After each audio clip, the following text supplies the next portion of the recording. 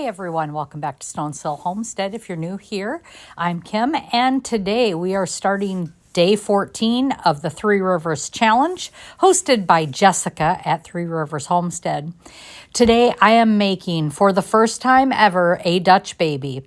I have seen this on other YouTuber videos, and I have never tried it. And for the past 2 years, I've considered it, and today we're getting after it. So I'm going to start here with 3 eggs into my blender. What I like about this recipe is it all mixes in your blender. You're only dirtying one utensil. However, everybody knows my cooking, and I dirty everything in the kitchen by the time I'm done. I do end up using 4 eggs here because I just wanted that extra egg in there. I didn't think it would be enough. It would have been enough. So I do put the 4th egg in here, and along with that, we will add 1 tablespoon of maple syrup.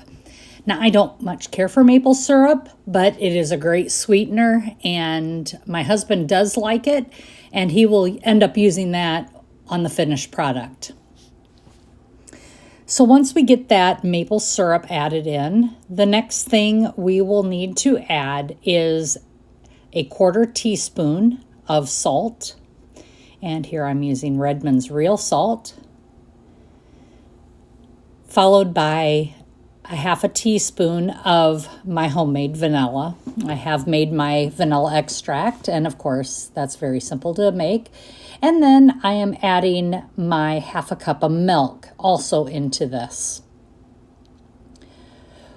While I'm making this, my cast iron skillet is heating up in a preheated 400-degree oven because you want that skillet nice and hot.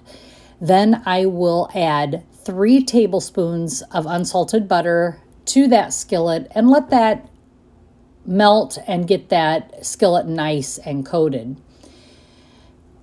And I'm putting my lid on here on my blender. This is a Ninja blender. It is older than the Hills, but it does have a blender feature, and it's really nice. You just click that on, and you don't have to pull out any big appliance. I think that's why I like it so much. It's not heavy, it's not bulky, it's not awkward. So I'm blending this, and we are going to blend this for about 30 seconds. Once I am completely done blending it, then I will pour this into my preheated cast iron skillet. It is a 10-inch cast iron skillet that I'm using. You can use a non-stick oven-safe pan as well, but you want it to have at least, you want it to have low sides, shallow sides, you know, like a cast iron skillet does. Once that is done, we will pour that in and pop it in the oven. And now I'm grabbing that skillet, and you can see that 3 tablespoons of butter is melted nicely into that skillet. And I'm going to pour this mixture from the blender into that skillet. And that's it. This is one of the easiest breakfast recipes I think I've ever done like this. I was really pleasantly surprised, and now I'm going to stick that into my oven at 400 degrees, and we're going to bake that for about 20 minutes until it's puffed up and golden. And look at that. Isn't that just beautiful? I was so tickled that this turned out. I, again, have never tried it before and was pleasantly surprised. So the next recipe now that we are going to start is a cottage pie. And this cottage pie is coming from Epicure. It's a package of seasoning mix. It's a Canadian company. I can link it down in my description. I'm not affiliated, so I just wanted to let you know. But I'm using this ground beef that I had in the freezer. I need to use up. I had it for a recipe about a month ago, and I didn't know what to use all of it with, so that's what we're doing today. Now, some of you may have heard of a cottage pie or a shepherd's pie. Shepherd's pie is when you use ground lamb. Cottage pie is when you use ground beef. We are using ground beef today. So I'm just going to heat that up. It was in the freezer. I'm just breaking it up. We're going to get that up to temperature and get everything nice and warmed up. Then we're going to be adding some vegetables to this, as well as that seasoning mixture. And here is that shepherd's pie seasoning packet from Epicure. And we need to mix that with 1 1/4 cup of water and let that mix together and hydrate, if you will.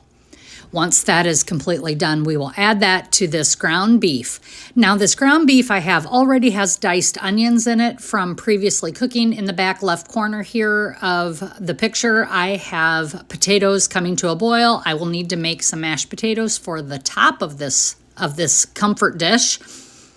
And it is quite delicious. I have never really had a true shepherd's pie, so today I am making, even though the recipe says shepherd's pie, I'm making cottage pie. We're giving this a nice mix here, and we will get that added to our beef. And here I'm finishing up giving this a nice mix again to get all those bits and pieces mixed up so there's nothing settling in the bottom, and adding that to the beef. Just continuing to give that a good mix, bringing it to a boil.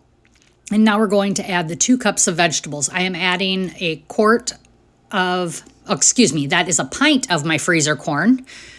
There's a pint of corn here. And I will be adding 1 pint of my canned green beans to this. As many of you know, as I'm trying to use up those green beans so that this year I can more if I decide to. I have these left over and I just want to get them off the shelf. So if you have any great green bean recipes other than casserole, please add them to the description. I am at a loss on how to use these green beans up.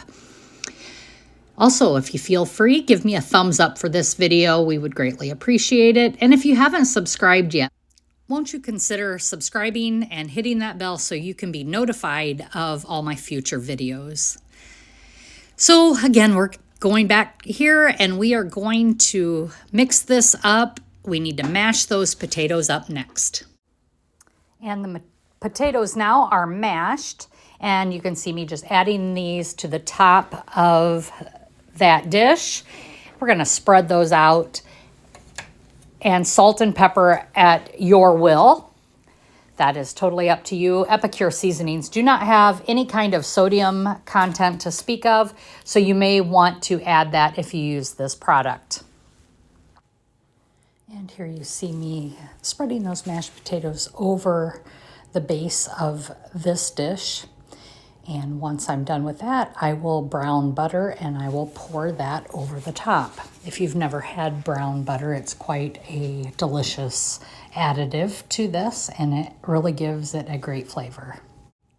And I've added pepper to this here, and now you see me adding this brown butter. You're going to want to saute this brown butter until it turns that brown color that you see here. I'm going to pour this all over that, and then I'm going to stick this in the oven to have it all heated through and then brown the tops of those mashed potato peaks.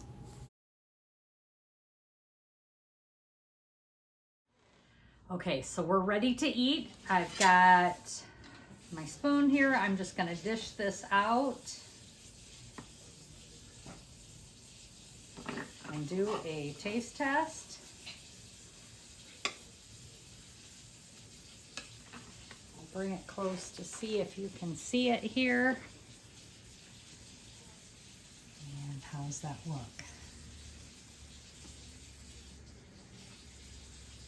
There you go.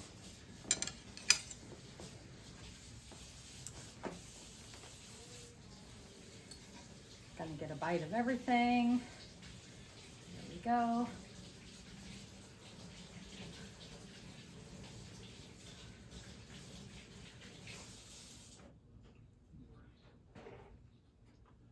Really good.